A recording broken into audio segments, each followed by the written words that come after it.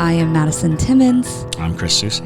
And we're paranormal specialists who live in the most haunted city on earth, Savannah, Georgia. Every day is Halloween in our line of work, so join us as we spin true tales of haunts, murders, and disturbing Savannah history.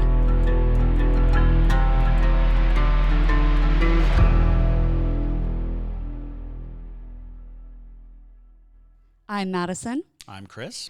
And welcome to the most haunted city on earth. Hello, and welcome back to another episode of the most haunted city on earth. My name is Madison Timmons. I'm Chris Susie. And I'm JT Timmons. I thought you were going to come up with some clever Catholic pun. Yeah, some Italian. No. I just let it. When I do. I can't do it every time because then people are waiting on it, right? It's got to be a surprise, and it also has to come to me in like the last 2 seconds before I speak. So that's just really. I don't have these planned at all. I promise you, and that's on purpose because they're usually like better when they're not planned.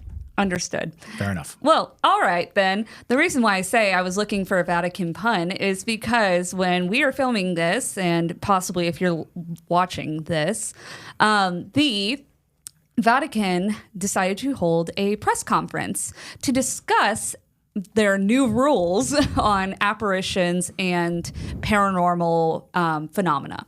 So we decided that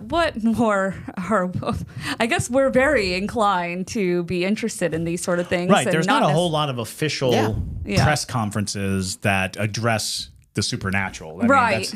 mean, we haven't really gotten a State of the Union address that's like, okay, let's talk about ghosts. Yeah. How about them demons? Well, and they talked about something yesterday because they did a 2-day press conference. And yesterday was a much more practical press conference. And they're like, but day 2, we're going to talk about apparitions. Right. And so when I caught wind of this, I was very excited. And I spent a lot of time with the Catholics She today. was very excited. Well, you'd never get this. So it just doesn't happen. Yeah. No, last time they even did it was 1978. Yep, that is correct. So it's a good long while since the Vatican has made official announcements pertaining to policy regarding apparitions and supernatural experiences. Which, by the way, I am not Catholic, if you didn't know.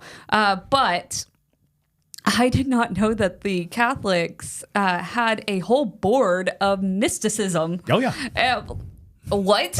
That is so wild to me. The Catholics have the Apocrypha, which are the 14 books they removed from the Bible. That is true.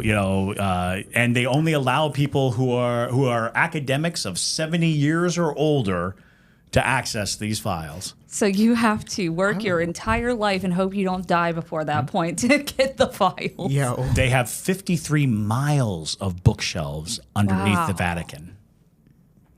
Miles. Yes. 53 miles of bookshelves. That's crazy. How insane is that? How many kilometers would that be? Ask Google. That's a Google question. I'm not doing the math on that. 53 miles? Yeah. Yo. Yeah. What? They also supposedly have a UFO in the Vatican. That is true. That is the rumor. So They have the chronovisor. For those of you who don't know what the chronovisor is, this is a talked about thing. There are physicists who've been on board with this. The man who developed it was a priest and physicist. And it is a television to watch the past. It is a machine that allows you to see the past. And so, according to sources, people have used the chronovisor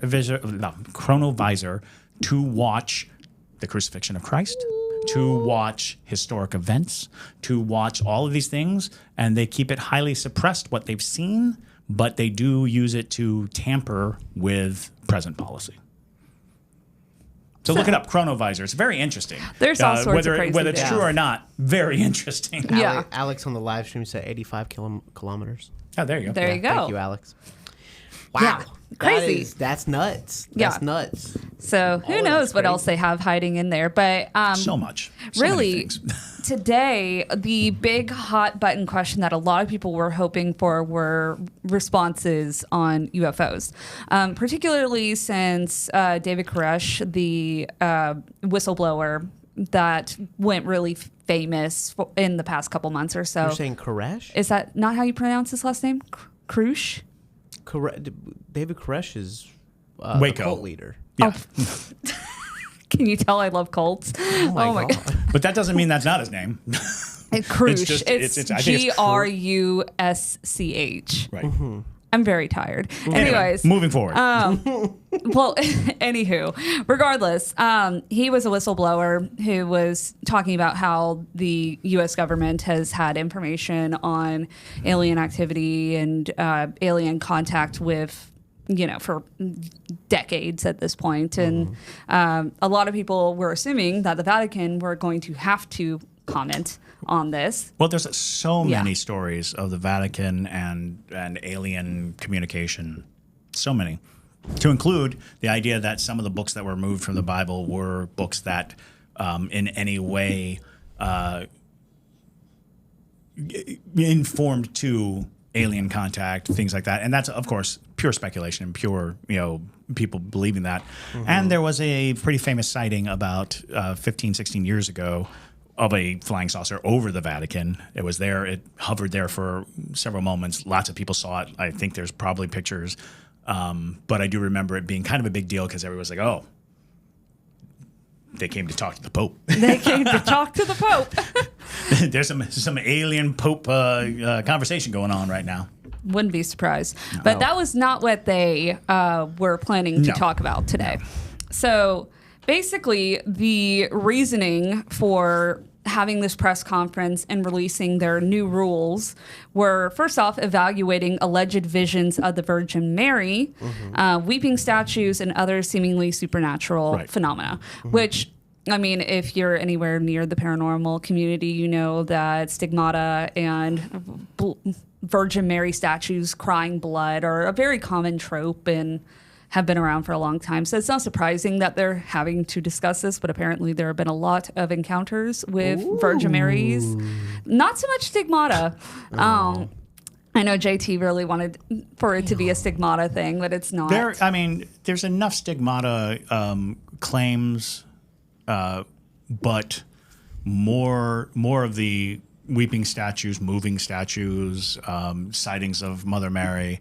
And I want to say it wasn't that long ago that Pope Francis actually bestowed sainthood upon the children who first saw Our Lady of Fatima, which was a sighting of Mother Mary at Fatima, and the belief that that was an actual occurrence, because I want to say that the Vatican moved very slowly on saying that that was an actual apparition, a holy apparition, and B, that those who witnessed it were in fact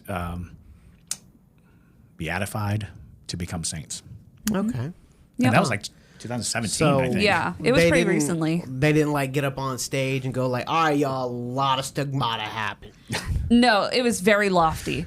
They were going, I can see you. Literally. Basically.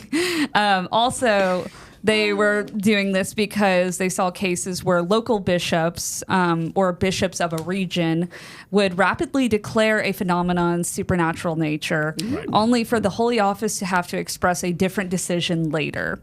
Okay. So they decided they were cracking down on these rules. But other cases involved a bishop saying one thing and his successor deciding the opposite regarding the same phenomena. So they needed to have a more precise consensus, if you will. And like Chris said, the Vatican's last public doctrine about paranormal apparitions, all of that jazz, was first issued in 1978. So it's been a long time since. Arguing that there were no longer these particular rules were no longer useful or viable in the internet age. So, yeah, that's fair. Which, I mean, that makes total sense. It's a very different world nowadays. But the new rules make clear that such an abuse of people's faith can be punishable canonically, thank you. Saying the use of purported supernatural experiences or recognized mystical elements as a means of or a pretext for exerting control over people or carrying out abuses is to be considered a particular moral gravity. So they're like, we will shun you if you get excommunicated is what happens. And it's interesting because I think that just recognizing that people do cash in on this brand of spirituality because for ages people sold reliquary. And reliquary were bones of saints, were various items. If you counted the number of pieces of the cross that had been sold from the beginning of the Christian faith, the cross would have had to have been roughly the size of Kansas. So the truth of the matter is, so many relics were just things that people put in jars and said, "Here you go, congratulations, you have a piece of a saint." I actually saw one of the approved relics when I lived in Italy. I got to see a thorn that they said came from the crown of thorns on Jesus' head. They kept it in a small chapel in Vicenza, Italy. No way. Yeah. Interesting. Wow. That's cool. That is very cool. But the visions of Mother Mary most recently have been in Fatima, Portugal, and Lourdes, France.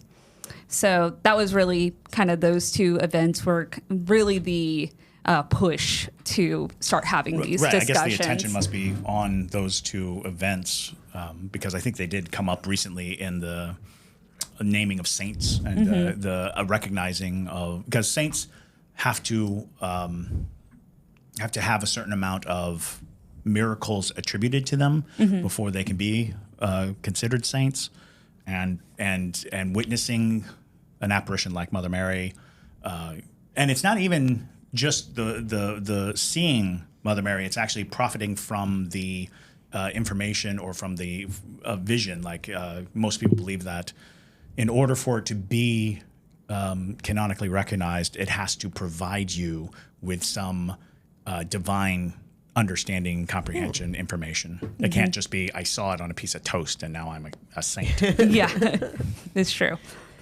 So the main speaker of this event was the Cardinal Víctor Manuel Fernández, prefect of the dicastery. Okay. And so he did most of the talking. So I'm going to read you some dialogue, if you will, from the Cardinal. Strap in. Here so we go. strap in. It's a little lofty because I don't want to mince his words, but Okay. No, that's fair. But anywho, I would like to tell you that both this press conference and the previous one are held in response to a suggestion from the Holy Father, because he believes it may be useful to offer a brief explanation of the document and listen to the questions. Is that the Pope?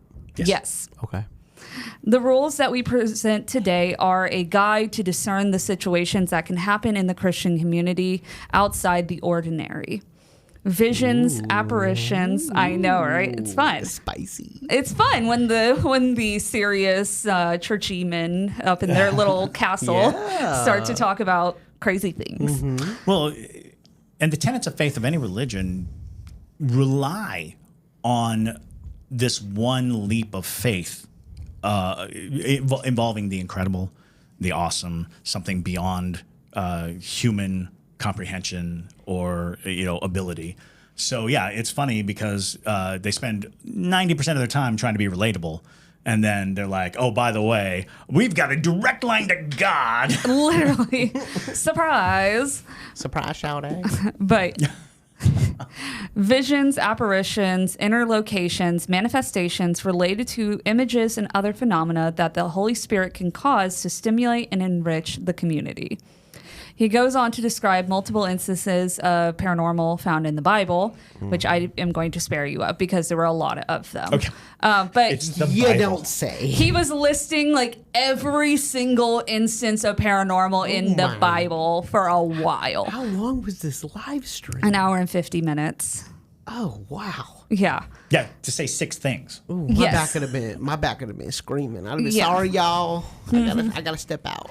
To literally just announce 6 rules. So it was very much so not only a press conference, but a a mass, if you will. Okay. It felt like that because this man had they can't planned. Actually, I don't think they can just call a press conference. It has to be a religious gathering. There has to be some religiosity to the whole thing.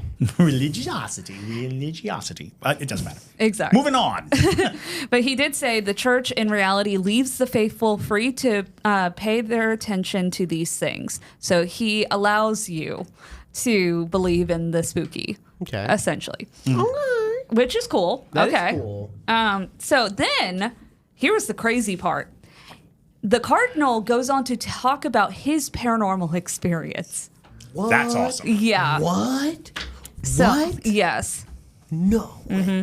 So he goes, when I was a young priest, different things happened to me. I will tell you as an example to show you that this is a fairly frequent thing. When I was a young priest, a lady told me that she wanted to organize pilgrimages to the Marian shrines.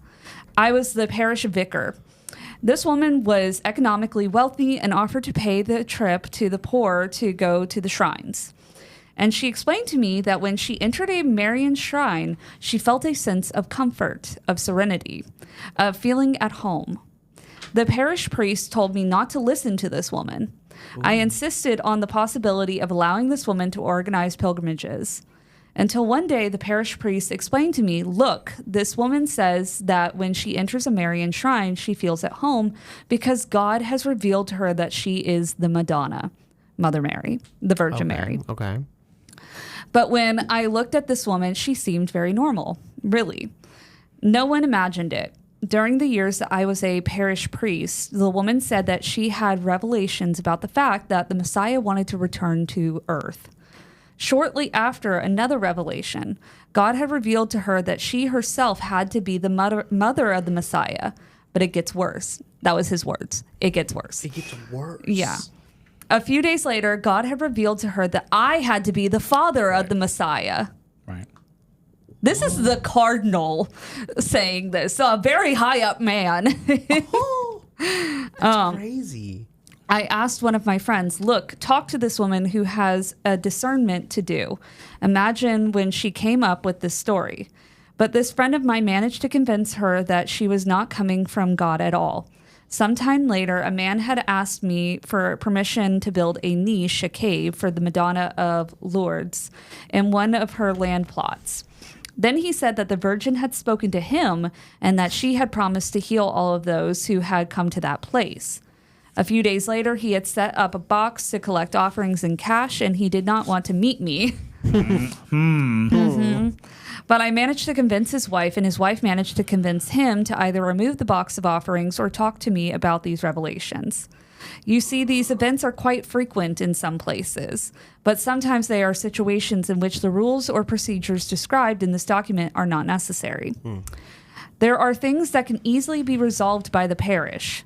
In other cases, there is a need to consult the bishop, who can easily discern and resolve without complications by putting an end to the issue. In fact, the same rules, Article 7, say that if the phenomena are easily manageable in the context of people directly involved and there is no danger for the community, they should not proceed further. Wow. So they're like, as long as you're not possessed, you're good. Well, because it's really interesting. You run an interesting risk, because I think that is a big bent of the modern Catholic Church, is recognizing that there are mental disorders that can create that very fixed belief structure. Paranoid schizophrenia oftentimes presents with God speaking directly to the person and filling them with delusions of grandeur, and that notion alone, because at one point the church might have taken a hand in it, might have tried to excise the demon that is doing this, but I think they've actually moved pretty healthily towards, let's get a psychiatrist involved. Let's get the psychiatric community involved. Because even exorcisms are, in a way, a psychiatric thing, a psychological. Some people will go as far as to say placebo thing, but really, if it's something that people can hold on to in their mind when their mind is telling them all this extra information, having an exorcism done can give them hope or a structure from which to extract themselves from their delusions. So yeah, it's interesting to hear him saying, "Oh yeah, people will, think or worse, take advantage of these religious phenomenon." Okay. And so then he goes on to say that is, these procedures should not be initiated, but sometimes there can be a phenomena that does not stop. This is his words, that begins to attract the attention of more people. Moreover, it cannot be ruled out that it is something truly positive, though. Okay. So basically, the overall arcing theme that you will see throughout his whole monologue is basically they're always trying to put a positive spin on these paranormal encounters. More specifically, it is not an apparition of holy concern if it does not have a positive outcome. Right. If the Mother Mary shows up, but it causes strife, aggression, turmoil, or trouble, then they cannot consider it because the Mother Mary wouldn't show up and cause problems.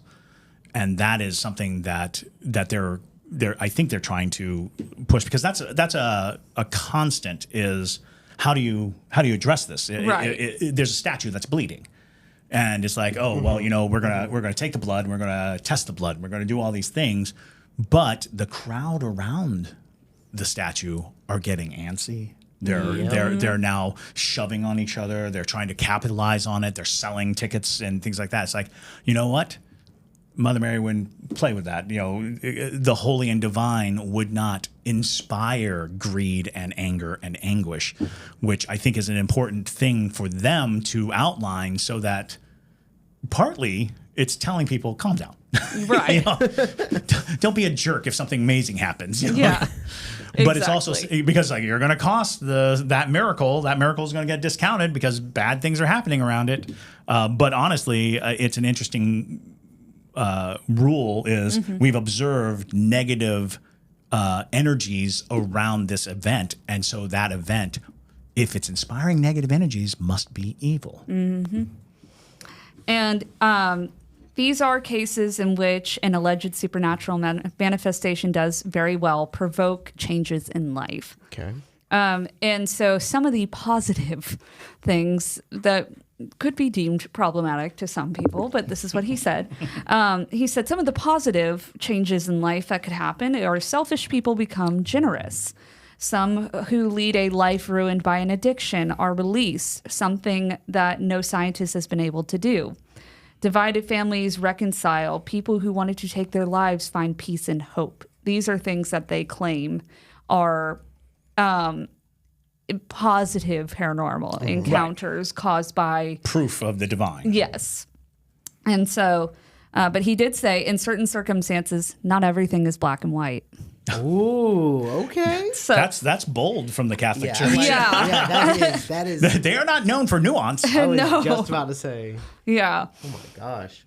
So when the bishop turns to the dicastero for a presumed apparition of the Madonna or other phenomena, often they expect to make a declaration about the supernatural nature of his phenomena, that is about its divine origin. This look is very strong because declaring that God wanted that event directly, that God himself provoked it with his action, is a divine declaration. We are talking about divine or supernatural origin. Okay. It happens that some bishops are very involved, even passionate about a phenomenon, and want to declare that it is supernatural, that it comes from God, that everyone wants, that everyone must believe in it, isn't it? Others, on the other hand, are angry and want to declare that it absolutely does not come from God. This declaration, as you can see, of supernatural nature is complex and also brings many problems.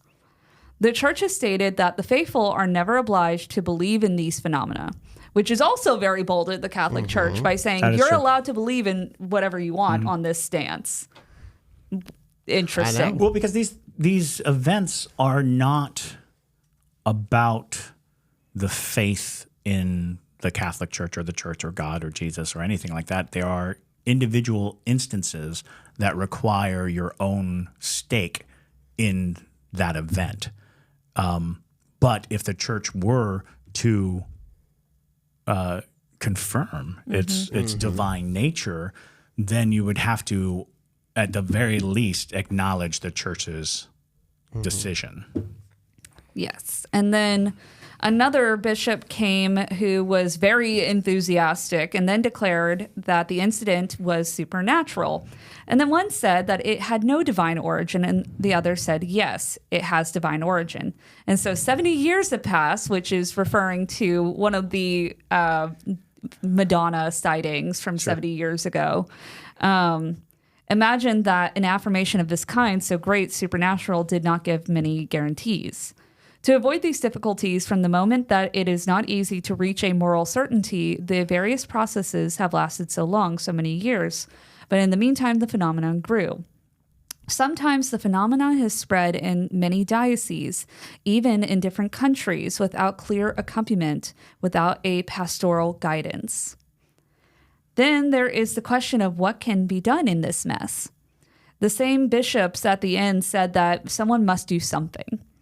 Arriving late, it may happen that the Pope will not guide the discernment towards a declaration of supernatural nature, but towards a prudent decision that can be defined with less time and easier and can guide the world.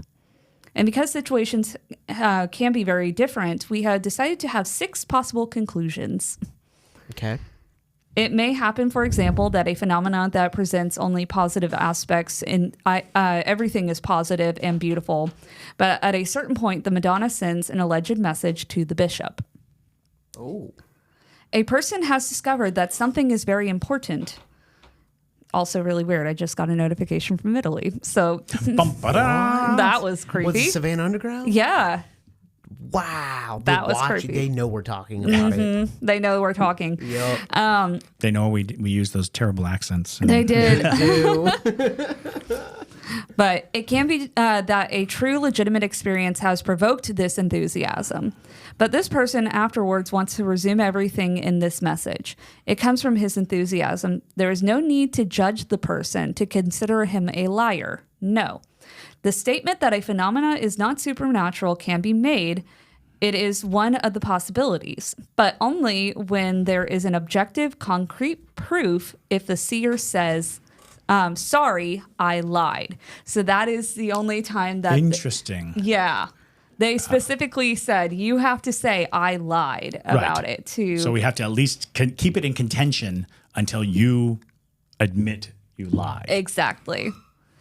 They must admit it. It is clear that it is not supernatural. It is an objective thing. Or if everything was around an image of the Madonna crying or sweating, an analysis is made, and those are tears or the blood of the dog of the seer, then it is clear. Did somebody put dog blood on a Madonna? That's pretty common. Is it's an animal blood. Well, that's horrifying. It seems very specific. Yeah. Then it is clear it is declared not supernatural because there are some proofs, very objective elements. Now, he then goes on to mention spiritual fruits, which I felt compelled to explain a little bit.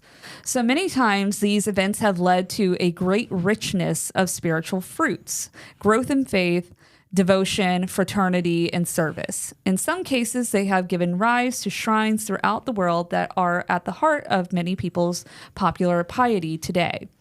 However, there is also the possibility that in some events of alleged supernatural origin, serious issues that harm the faithful may arise. These include cases where, from the alleged phenomena, profit, power, fame, social recognition, or other personal interests are derived, and even to the point of exerting control over people or carrying out abuses.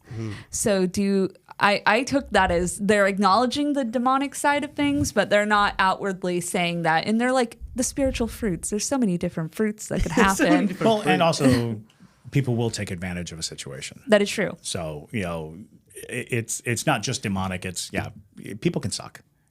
Exactly. People can see an opportunity and exploit it and, and they don't want it to be like, well, we never saw that coming. It's like, yeah, sure you didn't. Exactly. So on to the 6 conclusions of 6 different things that could happen if you have a Catholic deemed supernatural phenomena. Okay. Now, mind you, they have named them all in Latin. I do not speak Latin, so forgive me if I don't pronounce them all entirely correctly. But the first one is nihil obstat. Without expressing any certainty about the supernatural authenticity of the phenomena itself, many signs of the action of the Holy Spirit are acknowledged. The bishop is encouraged to appreciate the pastoral value and promote the dissemination of the phenomena, including pilgrimages. Okay. Then the second outcome is prae oculis habitur. Although important positive signs are recognized, some aspects of confusion or potential risks are also perceived that require the diocesan bishop to engage in a careful discernment in dialogue with the recipients of a given spiritual experience. If there were writings or messages, doctrinal clarification must be necessary. Then we have curator. Various or significant critical elements are noted, but the phenomenon is already spread widely, and verifiable spiritual fruits are connected to it. Spiritual fruit. Spiritual fruit. You know those demonic spiritual fruits, but The mango. not the demango. The mango. But therefore, a ban that could upset the faithful is not recommended, but the local bishop is advised to not encourage the phenomenon. Then we have sub mandato. Okay. The critical issues are not connected to the phenomena itself, but to its improper use by people or groups, such as undue financial gain or immoral acts. The Holy See entrusts the pastoral leadership of the specific place to the diocesan bishop or a delegate. So this is like, we know for a fact they are not telling the truth, and they're just trying to cause a rise out of things. Then we have prohibitur et obstructur. Despite various positive elements, the critical issues and risks associated with this phenomena appear to be very serious. The dicastery asks the local bishop to offer a catechist that can help the faithful understand the reasons for the decision and reorient their legitimate spiritual concerns. So they're like, you need to stop that. Knock it out. Then we have the Declaratio de non Supernaturalitate.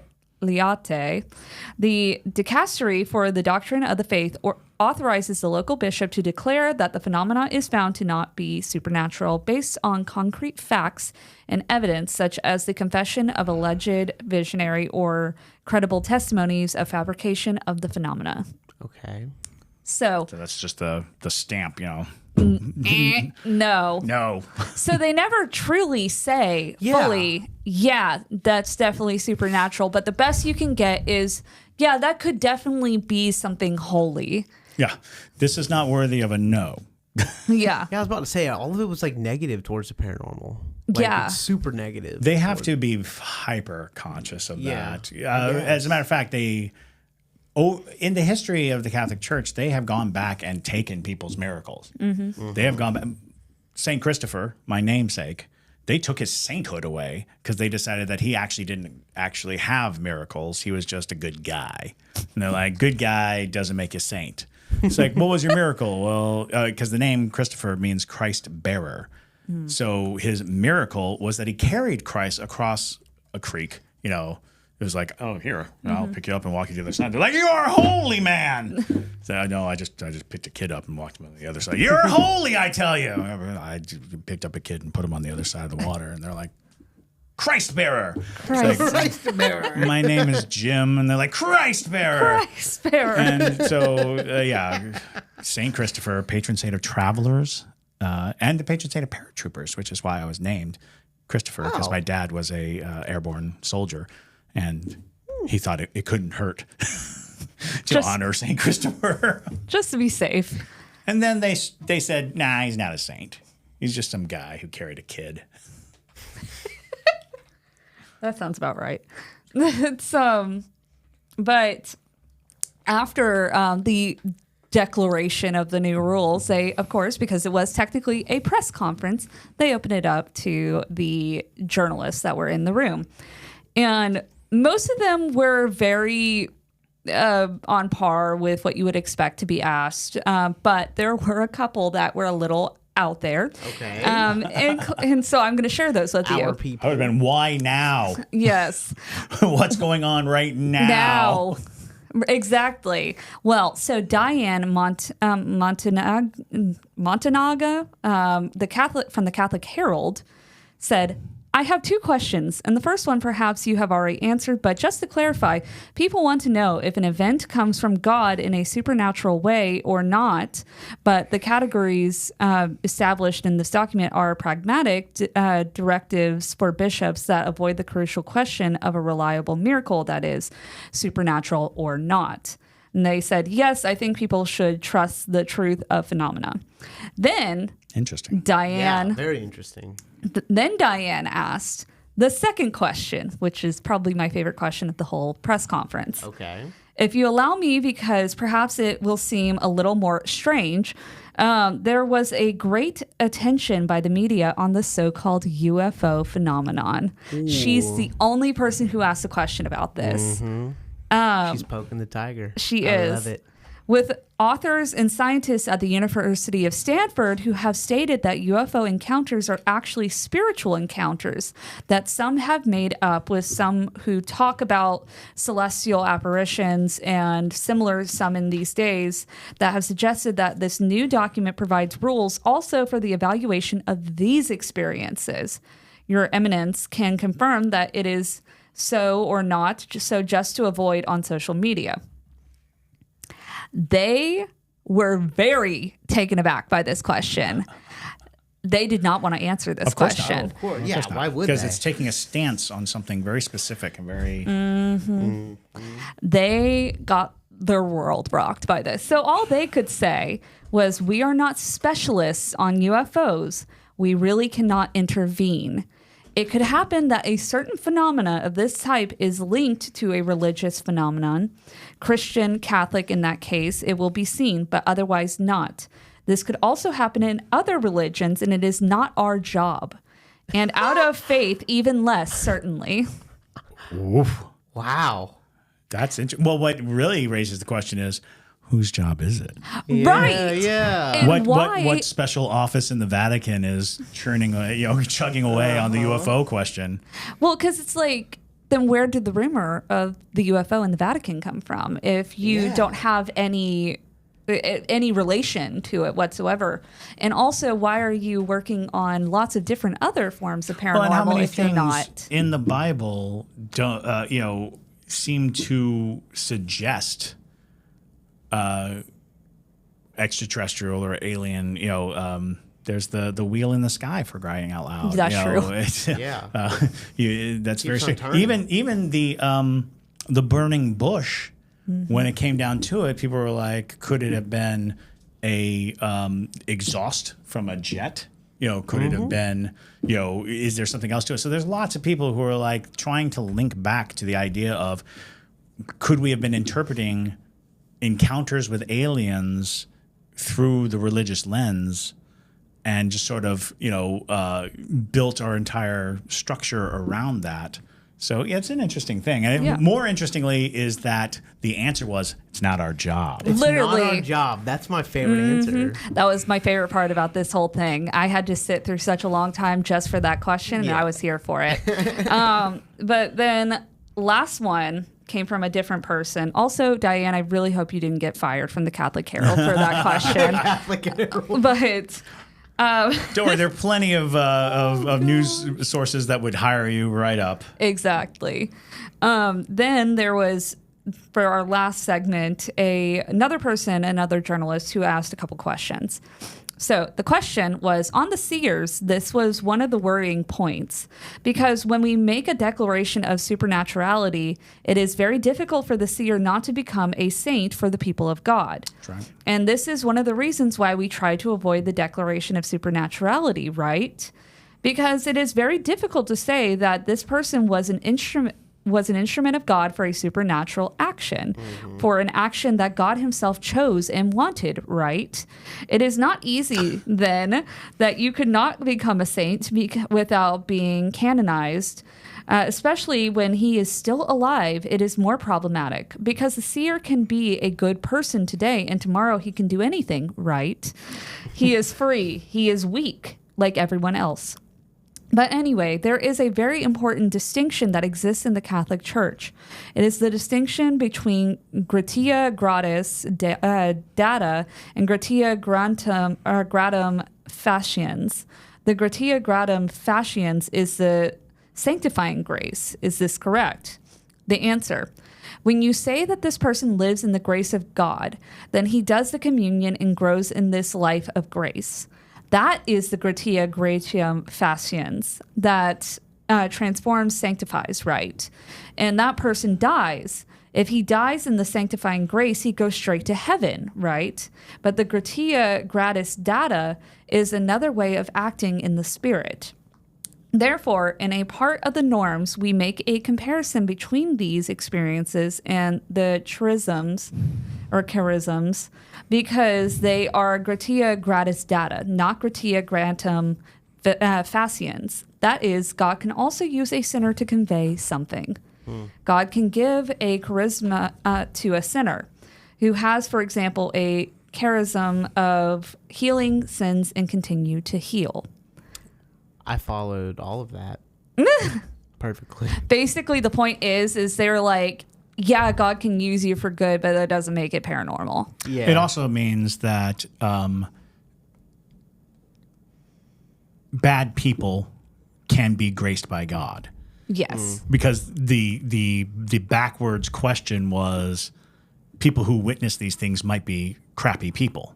And crappy people don't deserve to see divine things. Yeah. And they don't deserve to be saints. Yeah.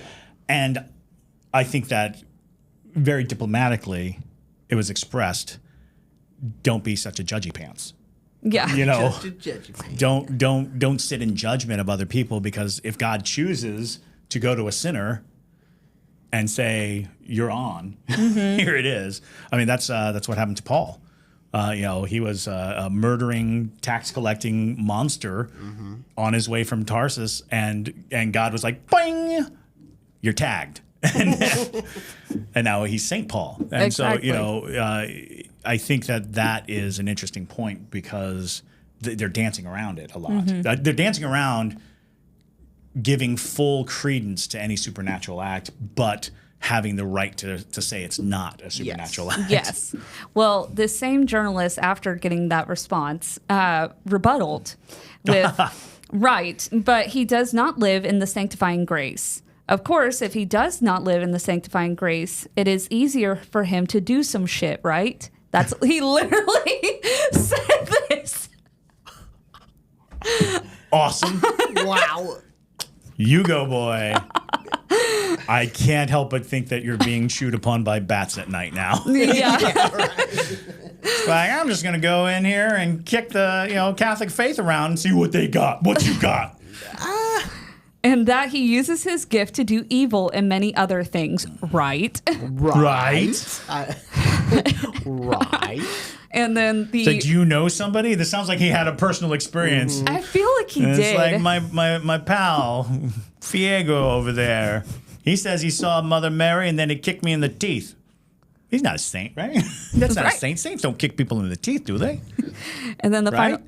final Right. And the final answer was certainly. But the distinction between gratia gratum faciens and gratia gratis data is very important. In other words, the seeker can be part of a phenomena where the Holy Spirit works, but it is not said that he is holy. Not at all. This distinction in Catholic theology is very important. Fair enough. So, Boom. Boom goes dynamite. that was the highlight reel of that. Hey, that's all we needed. Yeah. It's insanely fascinating to live in a very modern age and have an organization of such power and such profile come out and have these discussions and have to talk about this level of supernatural activity with a straight face, with them saying, listen, this is how it's going to go down. And on top of everything else, they kind of were sidestepping every possible thing that would tie them down to having to follow through with their own faith. It was very true, which is why Pope Francis did not attend. He sent the Cardinal instead. The truth is out there, everybody. The truth is out there. But to those journalists that came in today with those solid questions, good on you. Because one, you made that way more enthralling. Right. But also, you're asking the questions of the people, and I'm here for it. But with that, y'all, thank you so much for listening to today's episode. And if you want to read more on this, you can visit the Vatican's website.